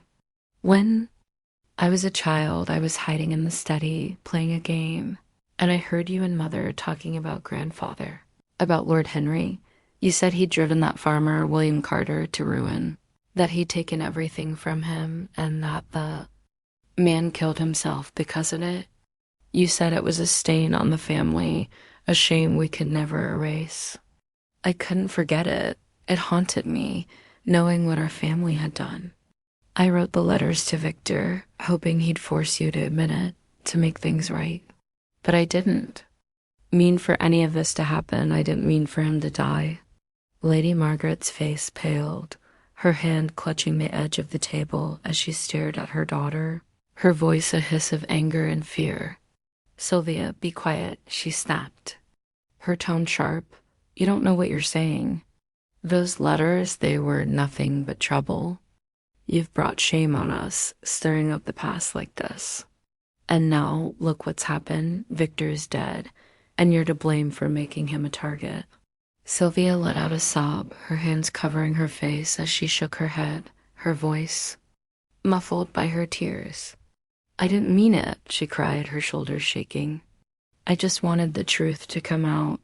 I wanted us to stop pretending we're better than we are. I didn't want Victor to die. I loved him, even if he was difficult. I didn't know what the letters would do." Inspector Harrow, who had been listening with a grim expression, set down his fork, his voice steady as he spoke, his eyes scanning the family with renewed intensity. "That's an interesting confession, Miss Ashford," he said, his tone measured. "Those letters, they stirred up a lot of trouble, didn't they? Made Victor paranoid, angry, reckless. But it got some news that might shed more light on things. We tested the letter opener, the one used to kill Victor. It only had his fingerprints on it, none from the killer. That means whoever did. It was wearing gloves, or they wiped it down after. Either way, it was planned, not a spur-of-the-moment act." Miss Marple nodded, her expression thoughtful as she listened, her eyes drifting to the table, where a pair of monogrammed gloves lay near Lady Margaret's plate, their gold embroidery catching the candlelight. The initials May were stitched, an elegant script, and Miss Marple noted the way Lady Margaret's hand twitched toward them, as if to hide them from view. "That's very interesting, Inspector," she said, her voice calm but her eyes sharp as she met Lady Margaret's gaze. "Gloves would certainly explain the lack of fingerprints. And those are lovely gloves, Lady Margaret, your initials, I presume? I suppose they're quite common in a house like this, though. Anyone might have a pair." Lady Margaret's face tightened, her hand quickly covering the gloves as she forced a smile, her voice icy despite the strain in her expression. "Yes, they're mine," she said, her tone clipped. "But I hardly see what that has to do with anything, Miss Marple. I was in the ballroom all evening. I didn't go near the library until after the scream. You can ask anyone who was there." Miss Marple nodded, her expression unchanged, but her mind was already at work, turning over the new information, the gloves, and Sylvia's confession. The dinner ended in uneasy silence, the family retreating to their rooms, their footsteps echoing in the grand hall as they left the dining room. Miss Marple lingered, her knitting needles clicking softly as she worked on her scarf, her eyes scanning the room, the table, the shattered glass, still staining the tablecloth. She rose and walked through the hall's corridors, the portraits of Ashford ancestors watching her with their stern, painted eyes, their presence a reminder of the family's long and troubled history. She paused near the library door, its heavy oak frame a silent witness to the crime that had taken place within and reflected on the evening's revelations. Sylvia's confession had shed light on the anonymous letters, but it had also deepened the mystery, raising new questions about the family's past and the motives that might have driven someone to murder. Lady Margaret's gloves, the lack of fingerprints, the tension in the room, it all pointed to a carefully planned act, one born of deep resentment or fear. Miss Marple's mind turned over the possibilities as she made her way back to Eleanor's cottage. The village quiet in the evening light, the lanterns along the lanes glowing softly, their light casting long shadows on the cobblestones. She knew the truth was close, but there were still pieces to uncover, and she intended to find them one careful step at a time. Chapter 8. The Locked Study. The afternoon light filtered through the tall windows of Sir Reginald's study at Willow Hall, casting a soft glow over the room's dark wood paneling and leather-bound books. The air was heavy with the scent of pipe tobacco and old paper, a testament to the countless hours Sir Reginald had spent here, managing the estate and preserving the Ashford legacy. The desk was cluttered with papers, a brass lamp, and a crystal inkwell, its surface scratched and worn from years of use. Miss Marple stood near the desk, her small hands clasped in front of her, her blue eyes scanning the room with quiet intensity. She had asked Inspector Harrow for permission to examine the study, suspecting that it might hold clues to the murder, and the inspector, though skeptical, had agreed, his curiosity piqued by her persistence. The study had been locked during the festival, a precaution Sir Reginald had taken to protect his private papers. But Miss Marple had learned from the butler, Mr. Finch, that the key had been left in the door briefly while he fetched wine for the dinner. She had spoken with Mr. Finch earlier that day, finding him in the pantry, his hands trembling as he polished a silver tray, the air filled with the faint scent of polish. "I didn't mean to leave it unattended, ma'am," he had said, his voice low, his eyes darting toward the door as if expecting Sir Reginald to appear. "I was only gone a moment just to get the wine from the cellar, but I suppose someone could have gone in. I didn't think to check when I got back." Miss Marple had nodded, her expression gentle but her mind sharp as she thanked him, her thoughts turning to the possibility that someone had used that brief window to access study, and perhaps the letter opener that had killed Victor. She now stood in the room, her eyes taking in every detail, the heavy velvet curtains, the shelves lined with books and ledgers, the faded Persian rug beneath the desk, its colors muted by age. She approached the desk, her movements slow and deliberate, her hands careful not to disturb anything as she examined the papers scattered across its surface.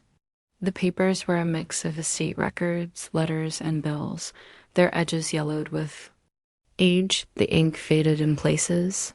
Miss Marple noted a few letters addressed to Sir Reginald, their tone formal but urgent, discussing the estate's finances and Victor's plans to sell the hall. She opened a drawer, finding a small key hidden beneath, a sack of envelopes, and used it to unlock a hidden compartment in the desk, her fingers steady as she slid the panel aside. Inside, she found a bundle of old letters, their paper brittle and yellowed, tied with a faded ribbon. The letters were from Lord Henry Ashford, Sir Reginald's father, and as Miss Marple read them, her expression darkened with understanding. The letters confirmed the story Eleanor had told her Lord Henry's fraud against the farmer, William Carter, his ruthless eviction of the family, and the devastating consequences that followed. "I did what was necessary for the estate," Lord Henry had written in one letter, his handwriting sharp and angular, the ink faded but legible. "The Carters were a liability. We cannot afford sentimentality in matters of business. Their ruin is their own doing, not mine."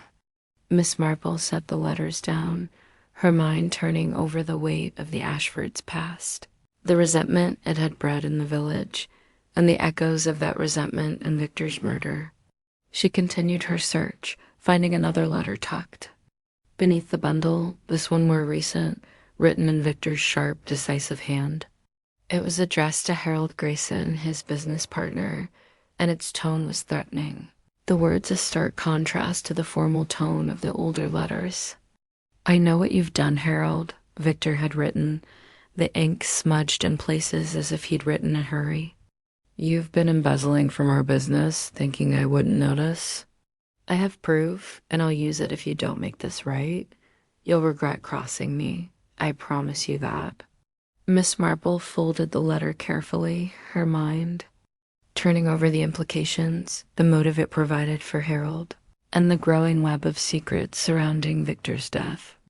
She left the study and found Harold Grayson in the drawing room, where he was sitting by the fire, a glass of brandy in his hand, his face pale and drawn. The room was warm, the fire crackling softly, its light casting flickering shadows on the walls, the heavy curtains drawn against the fading afternoon light.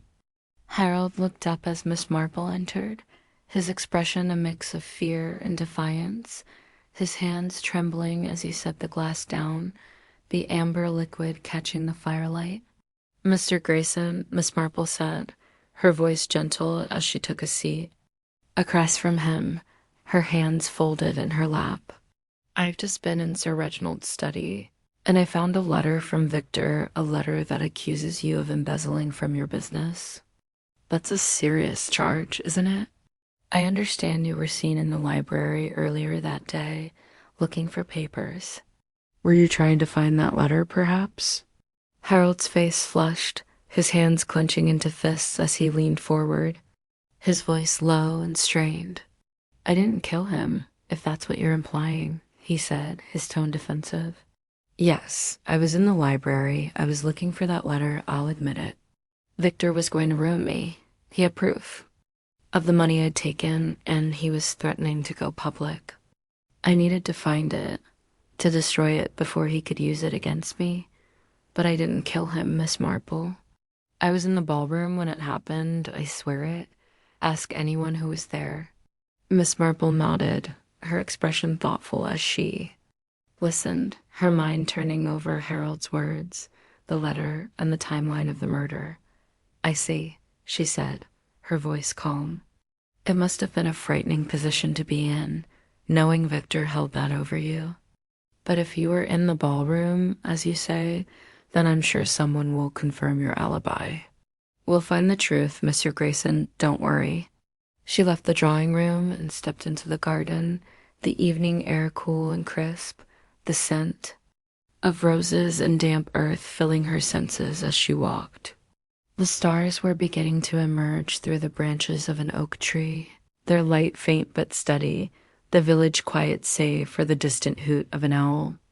Miss Marple sat on a bench, her hands folded in her lap, her mind turning over the day's discoveries, the letters in the study, Harold's motive, the locked door, and the growing list of suspects.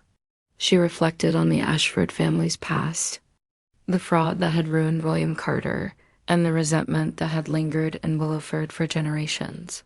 The murder, she knew, was tied to that past, but the question was how and who had been driven to act on it. The truth was close. She could feel it, and she intended to uncover it, one careful step at a time. Chapter 9. The final pieces. The morning light streamed through the tall windows of the library at Willow Hall, casting long, dappled shadows across the room as the sun filtered through the branches of the ancient oaks outside. The air was cool and heavy with the scent of old books. The oak shelves towering over the faded Persian rug where Victor Ashford's body had lain just days before.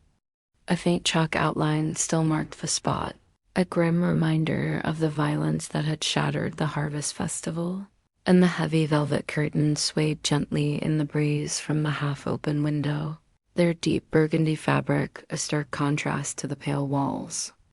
Miss Marple stood near the desk, her small figure dwarfed by the grandeur of the room, her blue eyes sharp with focus as she examined the scene once more, her mind piecing together the final threads of the mystery. She had returned to the library with a purpose, her thoughts circling back to the details that had nagged at her since the night of the murder, the brandy glass, the note, the absence of footprints in the muddy garden. Inspector Harrow had allowed her to revisit the scene, his gruff demeanor softened by a grudging respect for her insight, and she had arrived early, the hall still quiet save for the distant clatter of the staff in the kitchen. She knelt beside the rug, her hands careful not to disturb anything, and examined the spot where the brandy glass had been found, its amber liquid pooling unnaturally on the fabric. The spill pattern was too neat, too deliberate, as if the glass had been placed, rather than dropped in a moment of violence, and Miss Marple's lips pressed into a thoughtful line as she considered the implications. She stood, her movement slow but steady, and turned her attention to the floor near the desk, her eyes catching on a faint scratch in the polished wood, a subtle mark that suggested something heavy had been moved. Perhaps a chair or the desk itself in the aftermath of the murder. The scratch was fresh, its edges sharp, and Miss Marple traced it with her finger, her mind turning over the possibility that the scene had been staged to mislead the investigation. She stepped back, her gaze sweeping the room, taking in the heavy oak shelves, the half-open window, the spilled brandy, and the cryptic note that had been found in Victor's hand. The shadows now. The note had been a puzzle from the start, its meaning elusive, but Miss Marple was beginning to suspect it was more than a taunt. It was a clue, one that pointed to the killer's motive and method. She left the library and made her way to the kitchen, where Lizzie Carter, the young housemaid, was scrubbing pots at the sink, her hands red from the hot water, the air warm with the scent of baking bread and the faint tang of soap.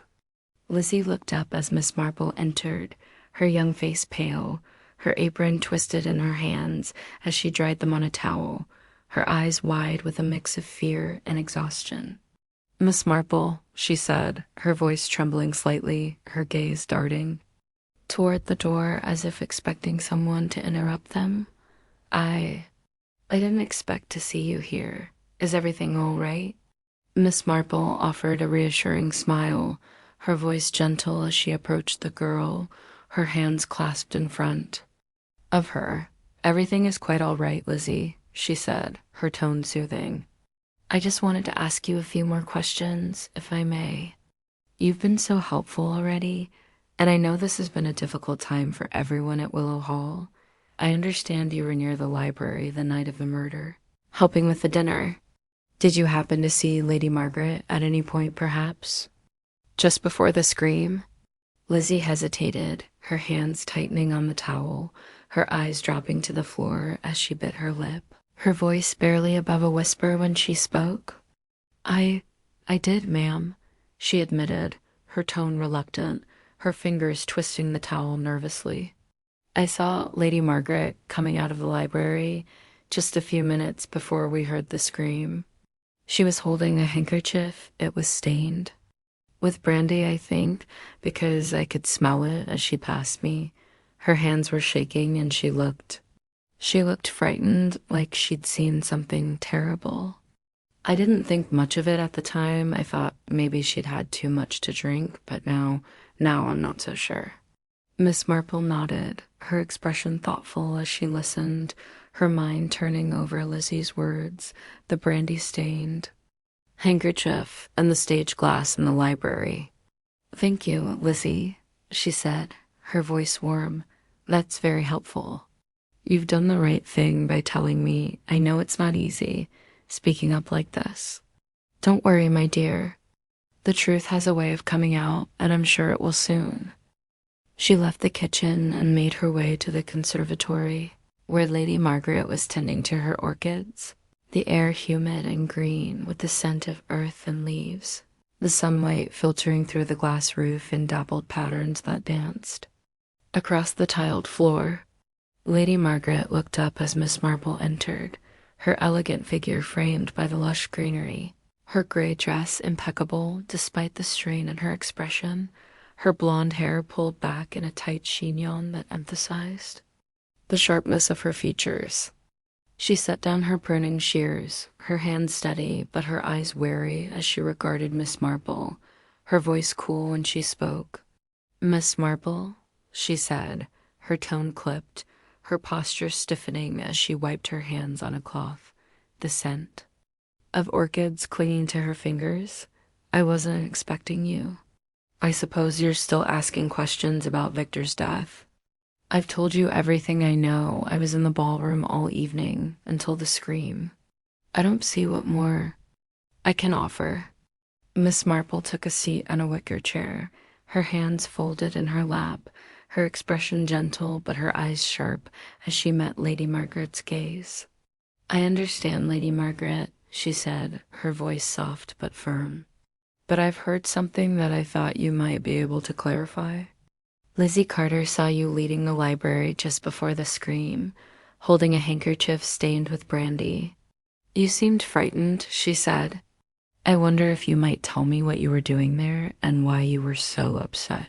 Lady Margaret's face paled, her hand tightening on the cloth as she sat across from Miss Marple, her lips pressing into a thin line before she spoke, her voice trembling slightly despite her efforts to remain composed. I did go to the library," she admitted, her tone reluctant, her eyes darting toward the glass roof as if seeking an escape. "I wanted to speak with Victor. He'd been so reckless lately with his plans to sell the hall, to marry that woman, Clara Bennett. I told him he was bringing shame on the family, that he'd ruin us all if he went through with it. We argued. He was furious, said I had no right to interfere. I spilled some brandy on my handkerchief in the heat of the moment. That's all. I left him there, alive, I swear it. I didn't kill him, Miss Marple, I couldn't. He was my son, even if he was difficult." Miss Marple listened, her expression sympathetic, but her mind sharp as she noted the tremor in Lady Margaret's voice, the way her hands clutched the cloth, the fear in her eyes. "I understand, Lady Margaret," she said, her voice gentle. "It must have been a difficult conversation, especially with the family already under so much strain. Thank you for telling me. I'm sure the truth will come out in time."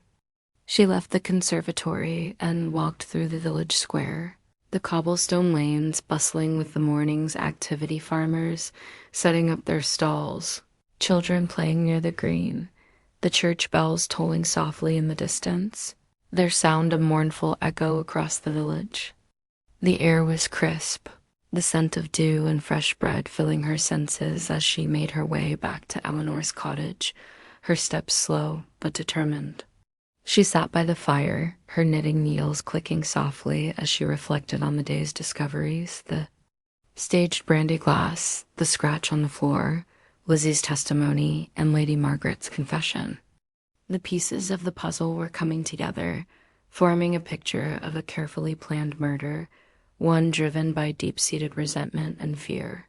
Miss Marple knew the truth was within reach, and she intended to reveal it, gathering everyone at Willow Hall for the final confrontation. Chapter 10. The truth unveiled. The drawing room at Willow Hall was warm with the glow of the fire, its crackling flames casting flickering shadows on the walls as the evening chill settled over the village of Willowford. The heavy velvet curtains were drawn against the darkness outside, their deep green fabric a rich contrast to the polished wood paneling, and the air was filled with the comforting scent of burning wood, though the atmosphere in the room was anything but comforting. Miss Marple had gathered the family and suspects here, her small figure commanding the space despite her unassuming demeanor, her blue eyes sharp with purpose as she prepared to reveal the truth behind Victor Ashford's murder. The Ashford family sat in a tense semicircle around the fire, their faces pale and drawn, the weight of the past few days etched into their expressions. Sir Reginald sat in a high-backed chair, his stern face a mask of grim determination, his white hair disheveled, his hands gripping the arms of the chair as if to anchor himself. Lady Margaret sat beside him, her posture rigid, her gray dress impeccable, but her hands trembling slightly in her lap, her blonde hair catching the firelight. Sylvia hovered near the window, her dark curls framing a face that bore the marks of sleepless nights, her hands twisting a handkerchief as she stared out at the darkened garden. Edward sat apart from the others, his handsome features set in a sullen expression, his eyes darting toward his father with a mix of fear and resentment. Harold Grayson, Victor's business partner, sat near the door, his stout figure hunched in his chair, his hands fidgeting with the cuffs of his jacket, his face pale with dread. Inspector Harrow stood near the mantel, his weathered face set in a grim expression, his uniform crisp despite the late hour, his notebook tucked under his arm as he watched Miss Marple with a mix of curiosity and respect. Miss Marple stood near the fire, her small hands clasped in front of her, her voice calm but firm as she began to speak, her words cutting through the tense silence like a knife. "Thank you all for coming," she said, her tone gentle but authoritative, her eyes scanning the room, taking in the faces of those gathered. "I know this has been a difficult time for everyone at Willow Hall, and I'm sorry to bring you together under such circumstances. But a murder has been committed, and the truth must be uncovered for Victor's sake and for the sake of justice. I believe I know who killed Victor Ashford and why." The room seemed to hold its breath, the crackling of the fire the only sound as the family and suspects stared at her, their expressions a mix of fear, curiosity, and defiance. Sir Reginald's jaw tightened, his voice gruff when he spoke, his hands clenching the arms of his chair. "Get on with it then, Miss Marple," he said, his tone sharp. "If you've got something to say, say it. I won't have you accusing my family without proof." Miss Marple nodded, her expression unchanged, her voice steady as she continued, her words measured and precise. "Very well, Sir Reginald," she said, her tone calm. "Let's begin with the scene of the crime, the library, where Victor was found with a letter opener in his chest and a note in his hand that read, 'The shadows know.' At first, it seemed like a crime of passion, an argument that turned deadly in the heat of the moment. But the more I looked, the more I realized this was a carefully planned act, one designed to mislead us. The brandy glass, for instance, it was placed on the rug after Victor's death, not dropped during a struggle. The spill pattern was too neat, too deliberate, and there was a scratch on the floor near the desk, as if something had been moved to stage the scene. The muddy boot print near the window, matching Thomas Reed's size, it was too clean, too perfect, as if it had been planted to frame him. Inspector Harrow nodded, his brow furrowing as he listened, his voice gruff when he spoke. "You're right about that, Miss Marple," he said, his tone grudging. "We tested the print. It was made after the rain stopped, not during the festival. When the ground was muddy, someone wanted us to think Thomas Reed was involved." Miss Marple nodded, her eyes moving to the family, her voice steady as she continued. "Exactly, Inspector," she said, her tone calm. And then there's the letter opener. It had only Victor's fingerprints, suggesting the killer wore gloves, a sign of premeditation.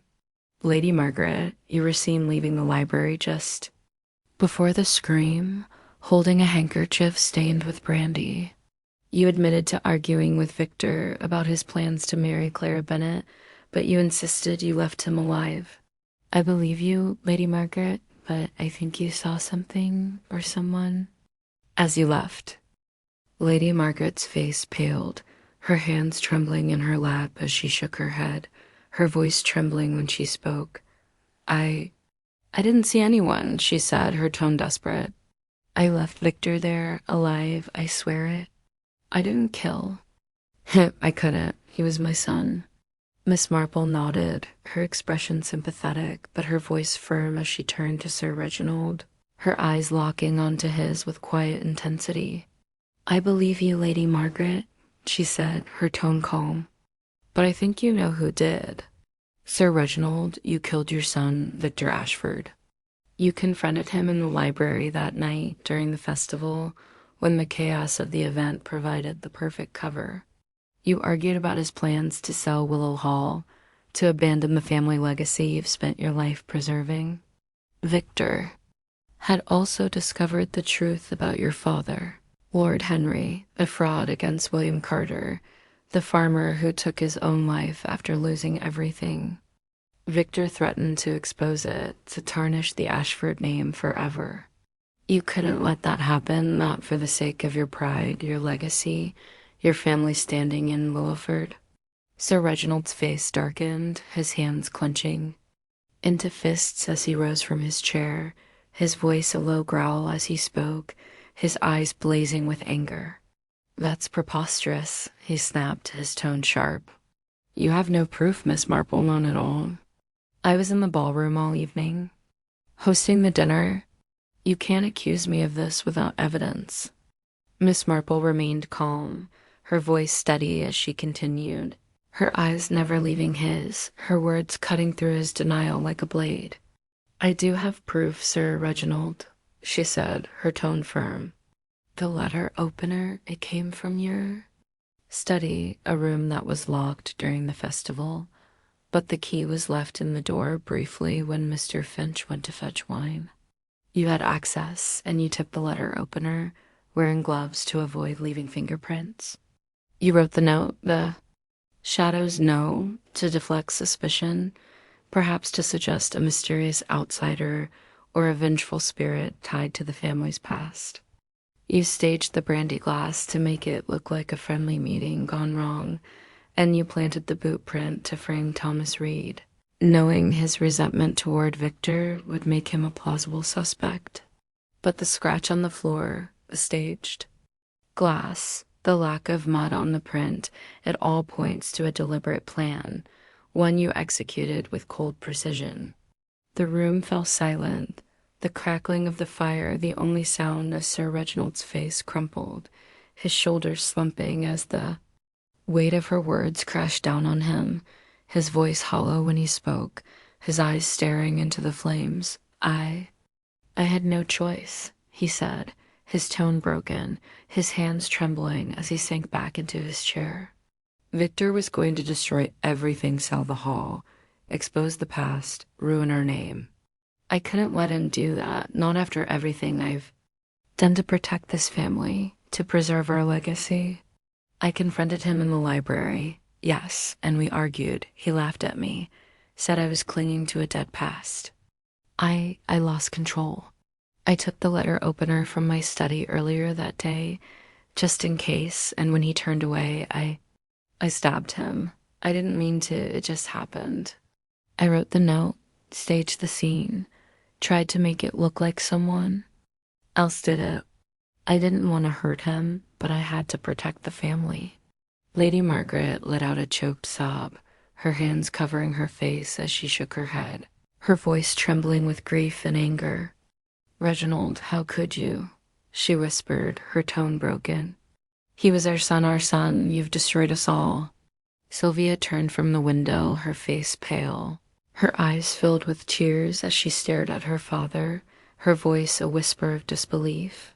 "Father, how could you?" she said, her tone hollow, her hands clutching her handkerchief as she sank into a chair, her shoulders shaking with silent sobs. Edward remained silent, his expression unreadable, his eyes fixed on the floor as Inspector Harrow stepped forward, his voice steady as he pulled a pair of handcuffs from his belt, the metal clicking softly in the silent room. "Sir Reginald Ashford," he said, his tone grim, "I'm arresting you for the murder of Victor Ashford. You'll come with me to the station. We'll sort out the details there." Sir Reginald rose, his movement slow and heavy, his face a mask of resignation as Inspector Harrow led him from the room, the family watching in stunned silence, the firelight casting harsh shadows on their faces. Miss Marple remained by the fire, her expression somber as she watched them go, her mind reflecting on the tragedy of pride and the destructive power of secrets. She left Willow Hall with Eleanor, the village quiet in the evening light, the lanterns. Along the cobblestone lanes glowing softly, their light a gentle contrast to the darkness that had unfolded within the hall. They walked back to Eleanor's cottage, the air cool and crisp, the scent of wood smoke and damp earth filling their senses as the stars emerged above, their light faint but steady in the night sky.